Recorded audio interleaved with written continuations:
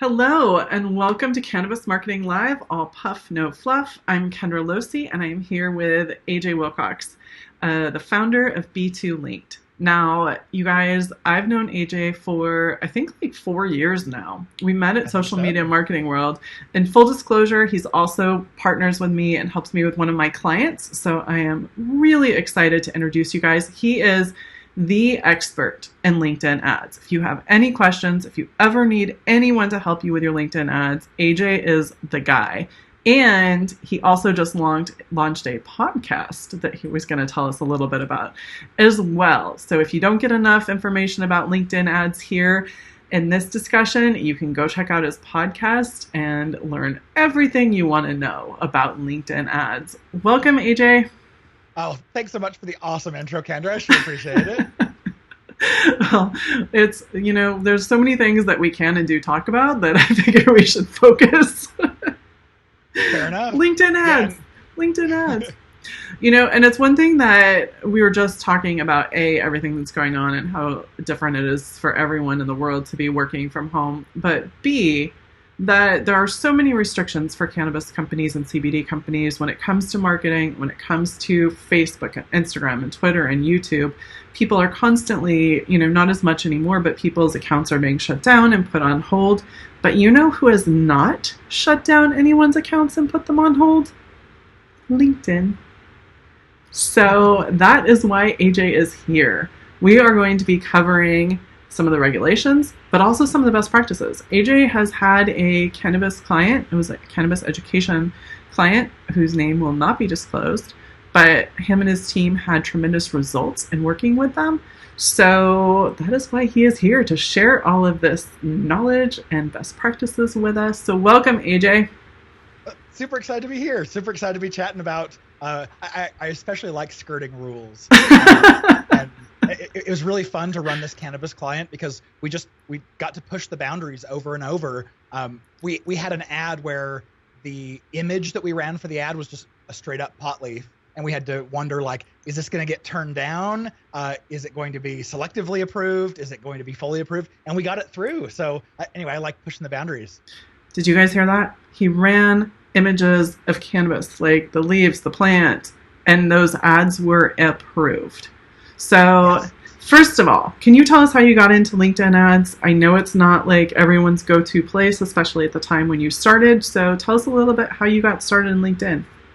Yeah, so I started out in digital marketing about 13 years ago, and I was an SEO guy. I loved search engine optimization, and I started to learn a little bit about Google Ads at the time, Google AdWords, and then that gave me enough to go and get hired as like a digital marketing manager. So this has been about 8 or 9 years ago. I got hired onto a B2B company to run all of their digital marketing, and of course, all of my background was just search. And the CMO, as I'm telling her all about, all the different campaigns I want to run across all the platforms, she was like, okay, all that sounds great. Go ahead and execute. But just so you know, we started a pilot using LinkedIn ads about 2 weeks ago. See what you can do. And I went, okay. I saluted and said, yes, ma'am. But I went out of her office and went, I've never heard of a LinkedIn ads. What is a LinkedIn ads? But jumped into it, didn't want to look stupid to my new boss. And then about 2 weeks later, I had a sales rep come up to me who said, AJ, we are fighting over your leads. Whatever you're doing, keep it up. And I went, what is he talking about? I logged into our CRM to look at these leads, and all of them were sourced from LinkedIn. Everything he mentioned that they were fighting over. So that was like the beginning of what got me understanding this is a platform that's been largely ignored. Fast forward about 2.5 years, I grew it to become LinkedIn's largest spending account worldwide on ads.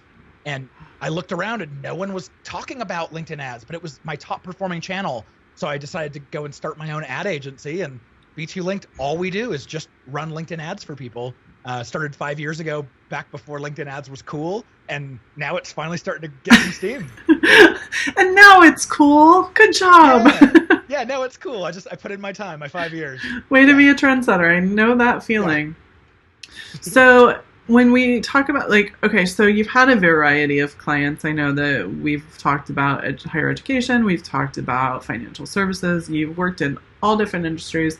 But you did have a company last year that you worked with that was a cannabis client. Can you talk about a little bit, whatever, I know you're limited on what you can talk about when it comes to them, but can you talk a little bit about what that campaign looked like and what kind of results you were seeing? Yeah, for sure. So it was for an accredited cannabis education certificate by a higher ed university. And it was really neat because just the results that we saw totally signaled the interest in cannabis. It told us that, this is absolutely hot. It also told us that everyone else out there who's providing education, there's a lot of for-profit stuff and non-accredited stuff that you can't really trust. And so there's potential for misinformation. And the whole industry is just, they're hungry for something that's high quality that they know they can trust.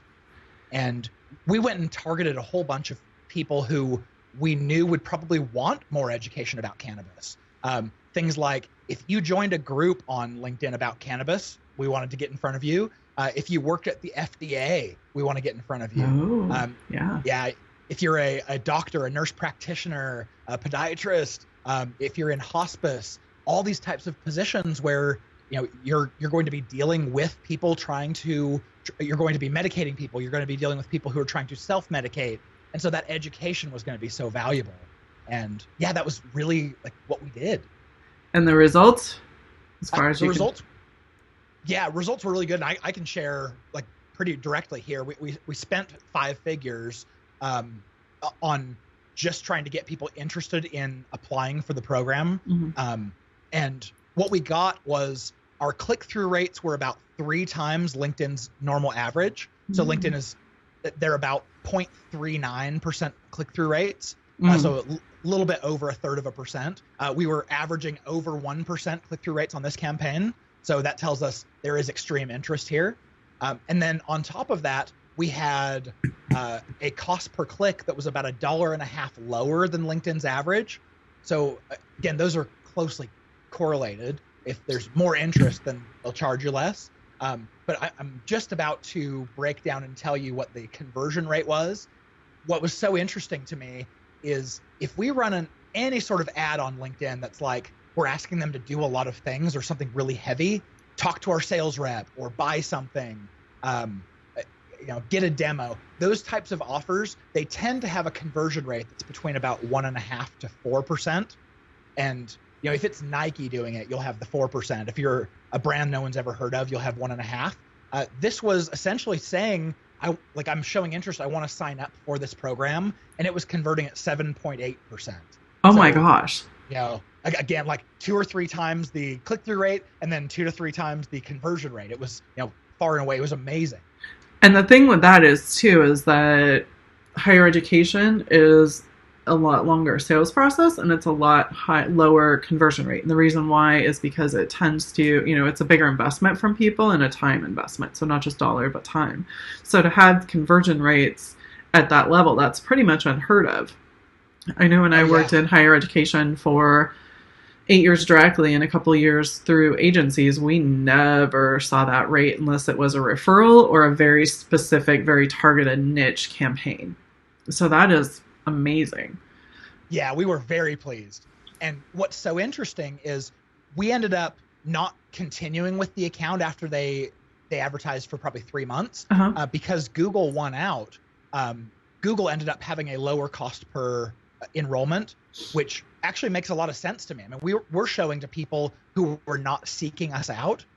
On Google, they're typing a keyword looking for education. So there's this intent, they're probably going to be enrolling now, they're ready now. Yeah. But the other thing is, this is a testament to LinkedIn. We were sending such good traffic to their landing pages from people that we knew would have interest in this. And so Google's retargeting was picking up our traffic and doing more with it. Oh, so, interesting. Yeah, I mean, we ended up losing an account to Google, but this is really good information for all of you guys. If you are advertising on LinkedIn, make sure you're then retargeting with Google and or Facebook. Now, here's a trick, and I'm not sure how they got around this, and it's probably because they were a university. You are not actually, Google's rules say that you cannot advertise for cannabis. So a lot of times, for a while, and last time I checked, it was still banned when I checked in the beginning of this year, like the SEO keyword or the PPC keyword tool doesn't include the word or any search results for cannabis. So you actually, so I don't know what magic they pulled to get around that. And I know a few companies do if there's budgets enough. Google seems to make exceptions. But they're actually, like, their rules say you can't advertise for cannabis. So my guess is, as a university, they got around that. Yeah, and the agency that was running Google for them, quote unquote, this is a quote from them. They said, we had to thread that digital needle really, really carefully with Google. Oh, I'm sure. I'm sure it was watching every word. And oh, yeah, without a doubt. And Facebook, too. Facebook also will... Now, Facebook rules are a little bit different, and I want to talk to you about this for LinkedIn, because Facebook, it's all manually vetted. So, like, when I was running a Facebook campaign for a client, some things went through, some things did not. And it would be the exact same ad with maybe a slightly different image, or the exact same ad with a different location, like geo-targeting. And some went through, some did not. And then sometimes some people would just say, your account's on hold. So Facebook is very, very, what you're going to get approved on Facebook depends on who you are and more importantly, who's checking it. Do you find LinkedIn's the same way? Or is it we already know it's a little more open to the industry, but do you find that their ad approvals are the same way? Yeah, it's really interesting because LinkedIn's approval process is 100%. Well, I won't say 100% anymore. It's very, very dependent on humans. So what happens is if they trust you as an advertiser, when you publish an ad, they'll just send them all through so that they're live immediately. And then they'll put them in a queue for a human to go and review later. And that way, if they see something they don't like, they can pull your ads after the fact. If you are not an advertiser that they trust, and I don't know what goes into that trust factor, right, how long you have to have advertised or how much money you've spent.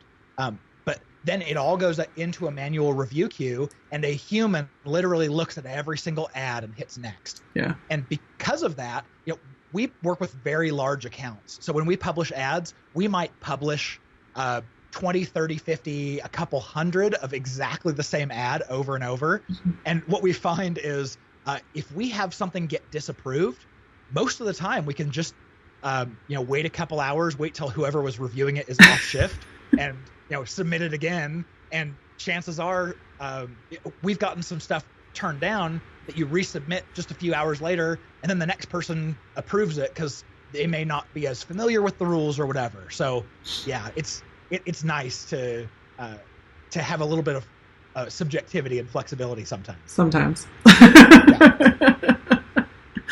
On the other hand, if you're following all the rules, it really sucks to have your ad disapproved and be like, oh, come on, now I have to go and recreate all those just because you guys accidentally hit the wrong button or someone misunderstood. Oh, absolutely.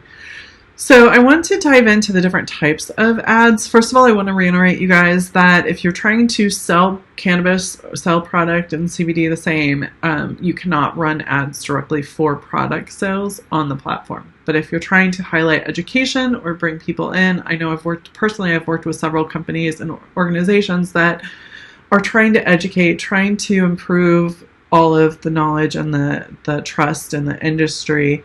So it's always great to be able to have other avenues for that. But can you go ahead and I'm going to jump over, and can you share your screen and show us the different types of ads that are available and which you think are the most effective? Yeah, sure thing. Can you see the screen now? Yeah. Okay, perfect.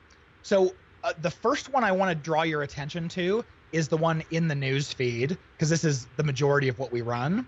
If you go down to the second item in your news feed, you'll see that this says promoted, and the next ad will be another 5 or 6 slots down from there, which I actually will go to because this isn't a great example, but you can see this is Robinhood advertising to me, and this is basically a job post. Like, they don't have a big pretty image that they could, and there's no social proof here. There's no one has liked or commented, so it might be brand new or it might just not be interesting. But if we scroll down to the next ad, so this is a company called Blockset. You can see big, beautiful image here, some text on top, some text down below.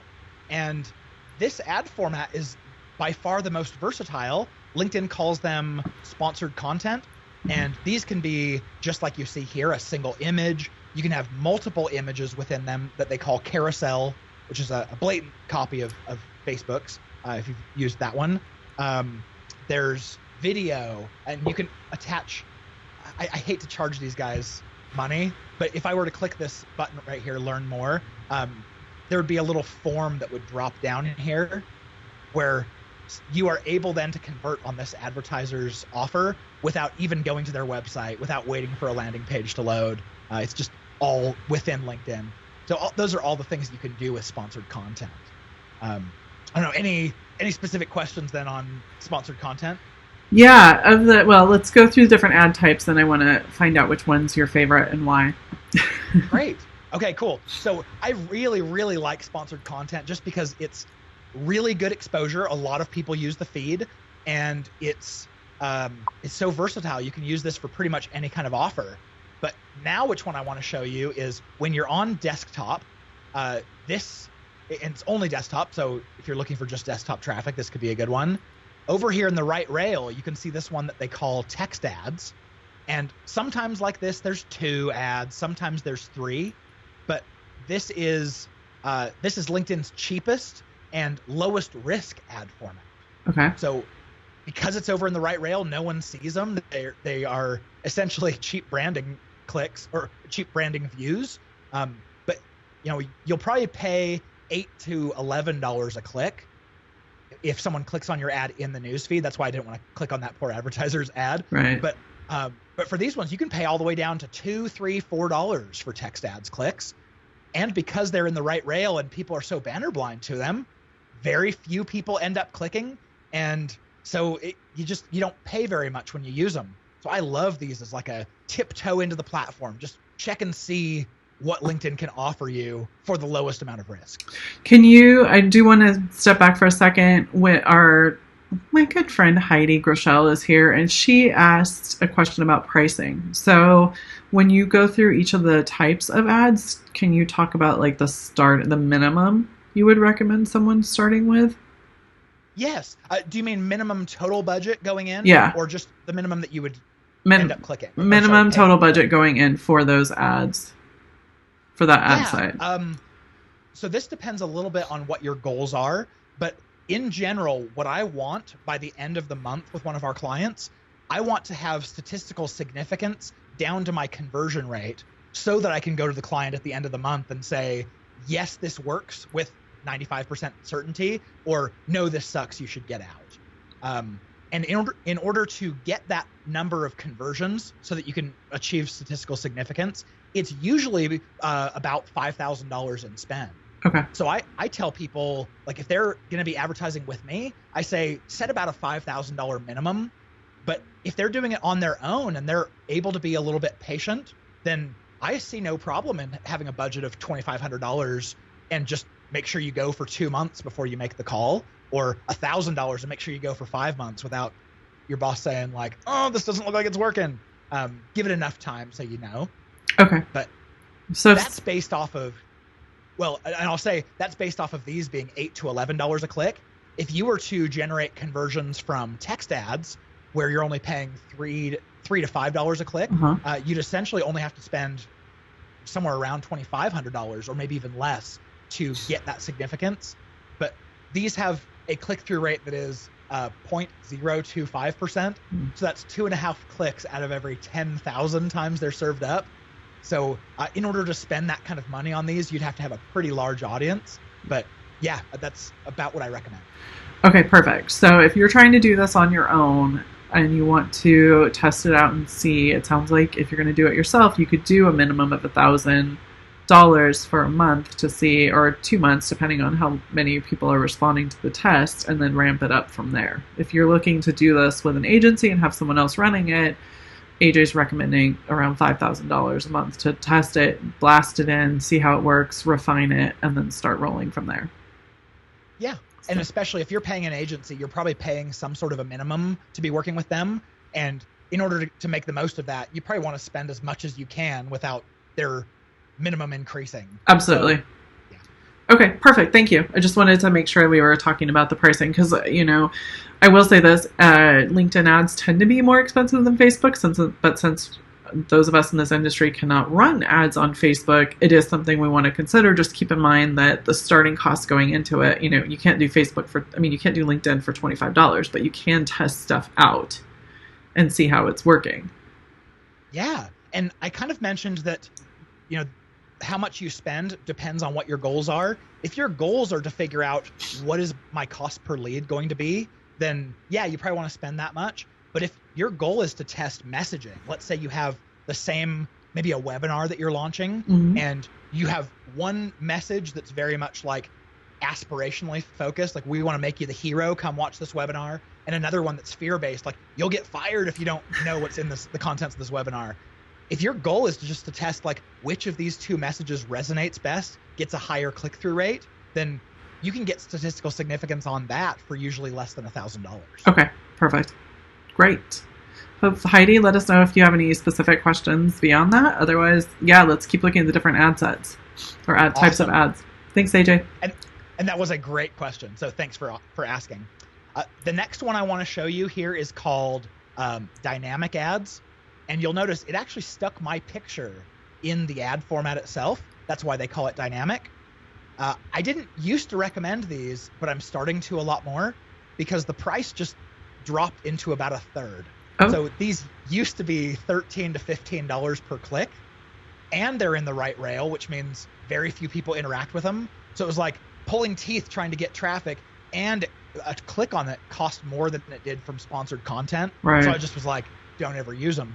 But LinkedIn just dropped the price into a third. So now you can get these clicks for like usually $5-6, and that's more in the realm of where I want to pay for these. Do you find that people tend to ignore them, or they notice them because their face and name are next to them? They are more noticeable than text ads where you're sharing. It's the same inventory block here. It's just with text ads, you're sharing with either one or two other advertisers. With dynamic, you own the entire thing and you get to customize it a little bit. You can stick their name, like you can see it says AJ here. You can stick the company's logo. You can actually customize this background and put something in there you want. So yeah, click-through rates here are about triple what, maybe even higher, what they would be if you had a text ad. Okay. So I think if you don't find it creepy, they've used your face. Some people call this like the creepy ad format. If you don't find that creepy, this usually performs pretty well. You might notice it. That's hilarious. Don't use my face. Yeah, exactly. Some people are a little weirded out by it. The last ad format, I don't even know if I can show it to you. I'm going to give it a shot and see. Okay. But it's called message ads, and I'm so sorry you have to like see my conversations with people. But the reason why I may not be able to show it to you is that each member on LinkedIn is only eligible to see one of these every 45 days. Oh, so interesting. And I get something like, we'll say 20, 30 messages a day. And so I'd have to go back a little ways. But what you'd see, this is just a normal in-mail, someone who has a credit who is sending this to me organically. But if this came as a promoted post or a promoted in-mail, then it would say promoted on it or sponsored, and it would work very much the same way. It's like, you could have the company's name or it comes as a person, but, oh, and actually as an aside, you can see here's an example of text ads where there's 3 people in there rather than 2. So kind of cool. I get to show you both versions. Most don't get to see that. But this message ads that they call them, they just barely announced kind of a new version of them called conversation ads. Oh. And those are, it's the beginning of chatbots. So those of you who are really familiar with Facebook, you know that you can like install something like a WeChat or a Drift and have real conversations with people and even use them as an ad format. LinkedIn's starting to get into that, and you can have a pre-formatted kind of conversation. So I'm excited about that. When are those starting, or have they already launched? 50% rollout was on Tuesday. So 50% of you who are listening may already have access to these. What I want to tell you about this ad format is it's the most risky ad format. And the reason why, if you're doing these kind of ads, text ads, you might pay $3 to $5 a click, but you're only going to pay when someone clicks. Right. versus if you send out these message ads or conversation ads, you pay per send. So each person you send it to, you pay, it's like 20 to 60 cents per person that you send it to, but only about half will even open it. And then only 2 to 3%, or maybe 3 to 4% who open it will end up clicking on whatever your offer is. Interesting. So you do that math and you come out to these exorbitant costs per click, like $23 to $58 per click. Yeah. So I don't recommend them very often, but every once in a while, someone will have an offer that is so compelling that I think it makes a lot of sense to do. Think of an offer like, because of who you are in the industry, we want to give you early access or a sneak peek to something we're doing, where you're kind of fluffing up their ego. Or like, we want to invite you as a VIP to this event with your peers, and there's going to be drinks and dinner. And those are the types of things that these message ads work really well for. Otherwise, I like to stick to the stuff that I know what I'm going to get. Like, I'm only going to pay, let's say $8 every time that gets clicked, and they can't charge me more. Yeah, I feel like I'm really glad that LinkedIn, like 45 days seems like a lot, but I've gotten a few of those as well, and I'm really glad that they're limited, because I don't want a ton of advertisers sliding into my DMs to tell me things that I may or may not need. Yeah, well, and just, I mean, on that point, as I was just scrolling through my messages here, here's an InMail. I get them fairly often, and that's really annoying to me that people can pay LinkedIn a little bit of extra money and have access to my inbox like this. Yeah. But these message ads, the ones that are sponsored, you only get them once every 45 days, so you're not pissing anyone off. And on top of that, they'll only come to you if you're currently logged in, which is cool. And they don't push to your email saying like, hey, you just got a message from someone you don't know. It waits for you to log in. So from a member care and a member privacy kind of aspect, they are much kinder than just sending someone an InMail through like Sales Navigator or whatever. Oh, that's much better, for sure. For sure. So of all of these, I think you mentioned it. It sounds like the content inline, the sponsored content is your favorite. Yeah, totally. Go ahead. Sorry.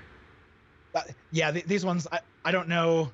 I think I just hit refresh, so I'm imagining this Robinhood one's going to go away. But yeah, these are by far the most versatile of all the ad formats. And, it's not the most expensive cost per click. Yeah, there we go. I get an RBC Capital one now. Okay. It's not the most expensive, and it's not the least expensive. But, it's really common when we end up with like a 1% click-through rate on our sponsored content. So having 1% of everyone you show it to engage with the ad in some way, that feels really good for being a middle-of-the-road kind of cost. So so versatile. I love this ad format. Now, but if you want to go as cheap as possible, try those text ads. So can you put videos there too, or are they only static images? Yes, you can do video. Video is priced similarly to how Facebook does it. They price per person who watches at least 2 seconds. Okay. Facebook does 3 seconds. And it's usually like 20, 30 cents per person who watches that much of it. And on Facebook, it's like 1 to 2 cents per view. So it is very expensive. But yeah, you can do video ads, and they're going to get way better in October because they're going to give us something called engagement retargeting that Facebook and YouTube have had forever. But like I can say, if you've watched at least 50% of my video, now I want to show you the next one in the sequence, and you can kind of tell an ongoing story. Whereas right now on LinkedIn, someone watches your video and you paid 30 cents, you paid 20 cents, whatever. And you don't know what happened to them. Like, there's no way to follow up. Awesome. Thank you for showing us these video ads. Do you want to flip back so we can see your face again? Absolutely. Where's my stop share? Where's my face? Yeah, there it is. Aha, my face is back, I think. Perfect. Yes. Thank you.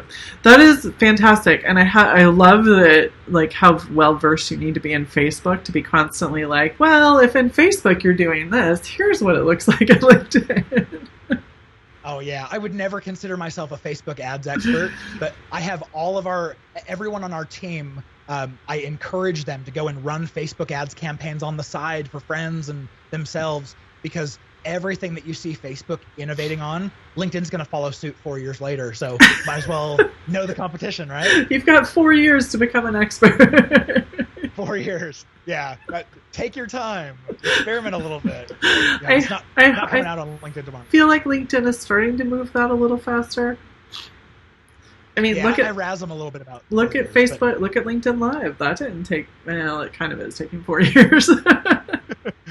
Yeah, they're starting to do some things like the ads tabs. This is interesting. When Facebook got drug in front of Congress, and they implemented this, like, hey, anyone who's running ads, you can go to their page, click the ads tab, and see exactly the ads they're running. LinkedIn within 3 months was like, us too.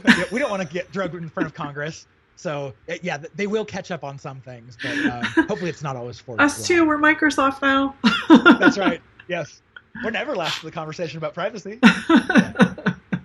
I love it. Thank you so much. So I want to be cognizant of time, and I wanted to ask. So if someone's thinking about getting started with LinkedIn ads, and say they're a small business, only a couple people, they want to try and get started and sell some sort of education or certification program, for example, what steps do you recommend they take to get started? Well, I have a couple good resources that I can share. Okay. And I can actually chat them to you. You can post or something afterwards. Perfect. Or I could just walk through it. But I have this this onboarding guide. It's the same 8-step process that all of our clients go through when we bring them on, and we decide to publish that as a free checklist. So anyone who wants to, you can go to b2linked.com/checklist to download the same. This is everything you need in order to start advertising on LinkedIn.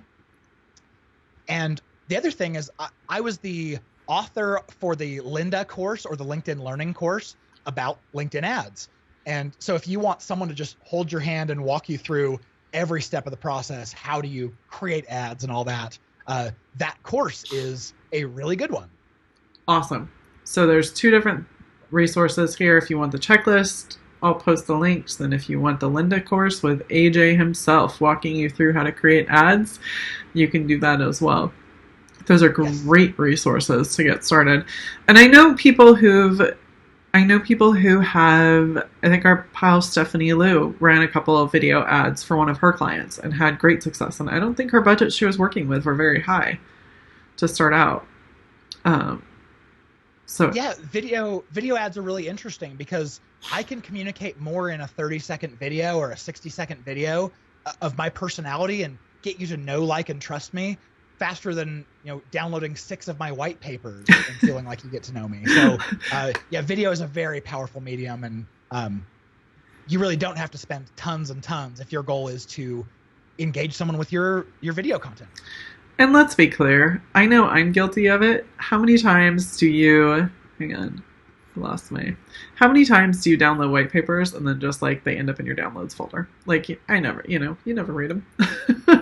Yep. I think the estimate that I heard from an InsideSales.com study a while back was something like 72% of downloaded assets never even get read.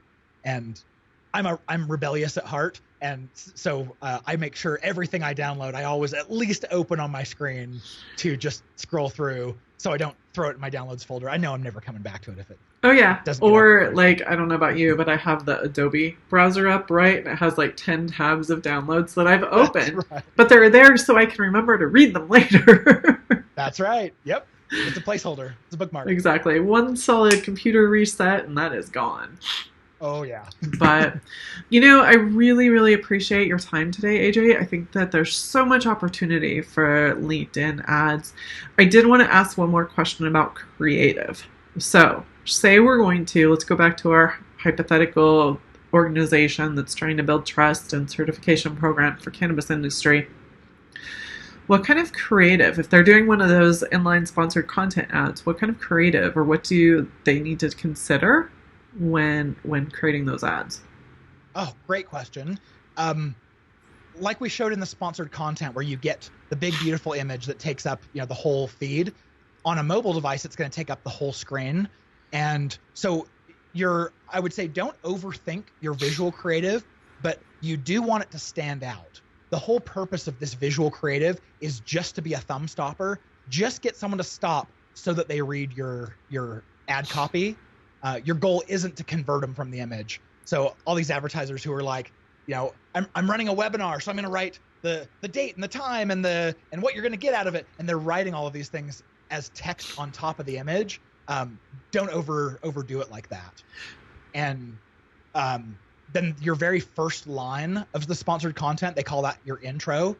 The goal there is realizing people on LinkedIn are busy. They're on their way to go do something. So you've got to hook them immediately. Don't be cute. Don't be flowery in your language. You just tell them immediately, here's why you should pay attention. Here's the benefit for you. Here's your call to action. And you keep it simple like that. If your image stands out, it's not overly saturated in blues and grays and whites like LinkedIn's background is. You want to use like purples and greens and oranges. Then it's probably going to be really good creative as long as you're leading someone to an offer that they're excited about. So keep it relevant, keep it bright and out of the shades of LinkedIn, and don't put too much text on it. Do you recommend any text on the images, or just keep them images? We run this test quite regularly because Facebook, as you know, has that 20% text rule. So like if you put more than 20% of the image as text, you'll just get either super penalized or your ad paused entirely. So of course, LinkedIn doesn't have this rule. And so we've done a lot of testing like, hey, how can we push the envelope here? What can we get away with? What works? And overwhelmingly what we find is about 80% of the time, text on the image doesn't actually help things. It actually hinders it. And so my guess as to why is if you have an image that has text overlaid, that was created by a marketer, versus if it doesn't have a text overlay, it feels a little bit more organic, and maybe it's a little bit more trustworthy. Maybe people are willing to engage with it more. Oh, marketers. Aren't we adorable? Yeah. Killing trust one person at a time. That's right. I had one more question for you while you were talking, and I totally lost it. It was something for the cannabis people, but I don't remember. I'll add it to the chat later. But you guys that have been watching, thank you so much for sticking with us through this, and hopefully you learned some great tactics for LinkedIn. I think there's, once again, I keep shouting about LinkedIn because it's for this industry, because there's so much opportunity available. So much opportunity available, and we've got the LinkedIn ads expert here answering questions, telling us and giving us resources on how we can get started. And he's done it himself. Him and his team proved all these results for cannabis education offering. So let's try it. And if you try it, let us know. Like, I want to see these ads that are rolling out for sure. I want to see what people are doing and up to, just because I think that it's a platform with so much potential to help and reach a lot of people. Oh, reach. That was my last question for you. I'm sorry. Okay. Targeting. I forgot to ask about targeting. Oh, targeting is the most beautiful part of LinkedIn ads. This is the reason why people are willing to pay $8 to $11 a click. I can't believe I forgot. Targeting. This is perfect. When on LinkedIn, we can target people by their job title, by the department they sit in, their level of seniority, their company size, their company industry, skills they have on their profile, groups that they're members of, even by company name. You can get down to like, I only want to show to people if you work at Microsoft. So tons, and that's probably only like a fifth or a sixth of all the filters that we have. It's incredible for targeting professionals. So you guys heard him earlier that he was targeting people for the FDA and different people. Like, you can target in ways that you can no longer target on Facebook. So if you're trying to reach people, and that's why it's so important to have your audience dialed in, and where they're at, whether it's geography, business size, title, I think like middle name, blood type also. By social security number. Exactly. I wish we had a few other things. But, yeah, it's great. And then the other thing I'd say is just make sure you take action now. If you think this is something that's going to be useful for you, you just never know when LinkedIn's regulations are going to change the way that Google and Facebook's already have. So if this is something that they don't want on their platform, act now and get benefit out of it now before they put a regulation in place that makes it so you got to jump through hoops or not be able to use the channel. Absolutely. With everything going on right now, and everyone at home and working from home and trying to muddle through and get through everything, it's a good time to test and find different tests. So, all right, AJ, I appreciate your time. Thank you so much for being here. All of you guys that are watching, thank you for sticking with us to the end. And I will talk to you guys later. Have a great rest of your day. Thank you. See ya. Thanks, everyone.